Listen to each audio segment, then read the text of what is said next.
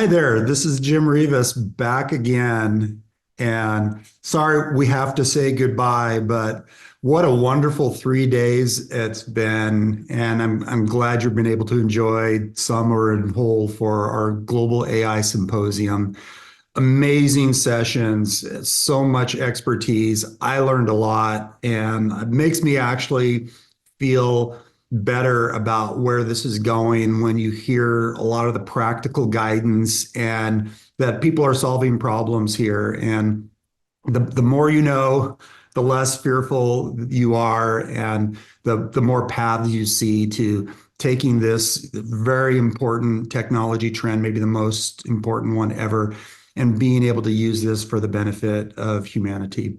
So when I did the opening on the first day, I was talking a little bit more sort of practically about where we are, and I wanted to end this conversation just maybe wax philosophically a little bit about generative AI, where we're going, and the things that we need to be thinking about for all of us to not only I talk and will continue to talk about shared responsibility, but if I could steal a term from Phil Venables, also it's a shared fate that we have together in how we move forward with AI. We're all going to be impacted by each other's decisions.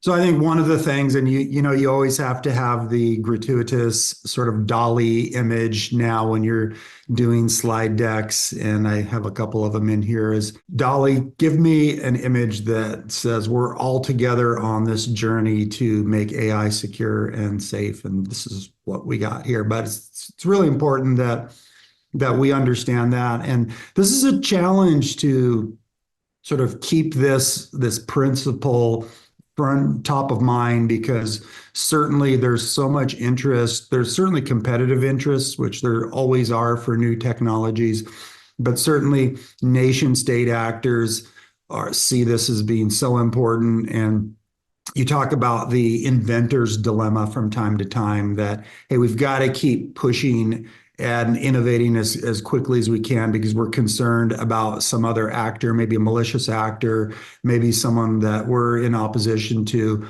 getting more supremacy with AI. And we've talked about that with quantum, and those trends are going together. So I always try to appeal to, I guess, the better angels with all of us to sort of understand that while we want to compete very hard and we want to look at how we use AI to benefit our company, our personal interest, create the next great company, however you are looking at it and what's important to you, that we do understand how impactful this is going to be to humanity, and it's really the pace. So I certainly am of the camp that as AI becomes shown to make certain types of jobs obsolete, that there's so many others that we haven't really like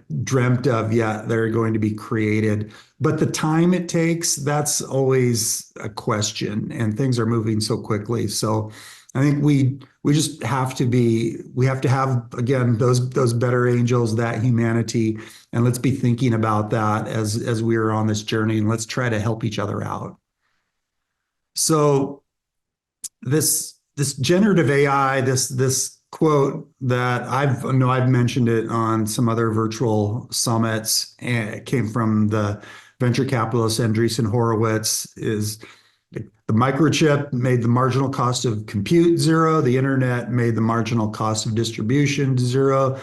Generative AI, it promises to bring the marginal cost of creation to zero. And even though it's just this one branch, and there could be arguably like more sophisticated branches of artificial intelligence, this is there's quite a lot to unpack in that quote for me. And I've just been thinking about it, in most of the major religions around the world, the creator is synonymous with God. And I certainly don't see that here, but just understanding creation is just a big word. And so we have to be thinking about that. And And what does that mean? And perhaps even when we think about this, I hear a lot of people talk about, well, AI as we use it, it's another tool, just like we've added other tools like the steam engine and other things.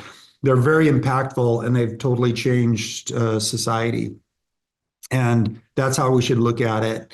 And I can see that. I don't think that quite expresses the impact of AI and what it is as a tool because of this like ability that it has and it to potentially achieve artificial general intelligence and meaning superior to human capabilities.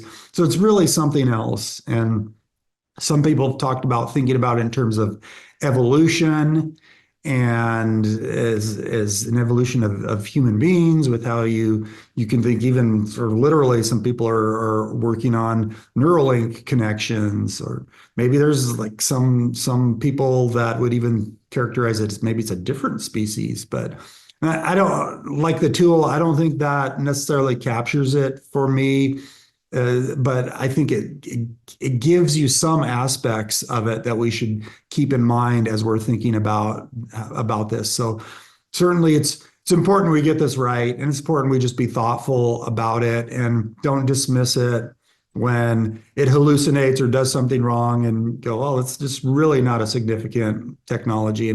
And there's some studies that are talking about that, but we seem to get surprised every few weeks when something we didn't think it could do that, oh, well, now it can do that. So keep that sort of mind. Let's be humble. Let's be open to different ways of sort of characterizing and thinking about this, but no, it's a big deal. So really for me, I'm still sort of struggling with how fast will the world change and how big will it have impacts. And I am certainly of that camp that the way it works, the way it operates on data, that there is huge promise for solving so many problems, curing so many diseases in the world. So there's just so many positive benefits. And I think if we can like understand and predict and be able to manage the pace of change, that's going to be like very helpful and beneficial to all of us. And so that's again, it's going to come back to some of the same things that I've been talking about is really we all got to work together. We have to be transparent. We can't hide. We got to all understand how algorithms work, how the data's been trained, how bias gets introduced, why hallucinations may happen, what my role is if I'm using an AI system versus building one, and how I can like thoughtfully help the world sort of manage this, manage compliance, regulate this, but still like move forward with the benefits and be able to compete with this worldwide. So anyway, those are my philosophical waxings on this towards the end of a very busy 3 days.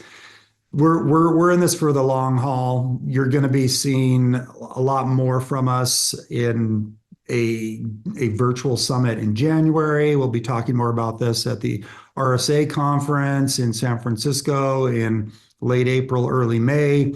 And we're always working online. If you go to cloudsecurityalliance.ai, you can just get the current information on how you can participate in the latest research deliverables we have. So with that, I want to thank you. Thank you for participating in the event. And go back to the sessions if you need to, but always feel free to reach out to me and let me know anything else we could do for you. So thank you very much.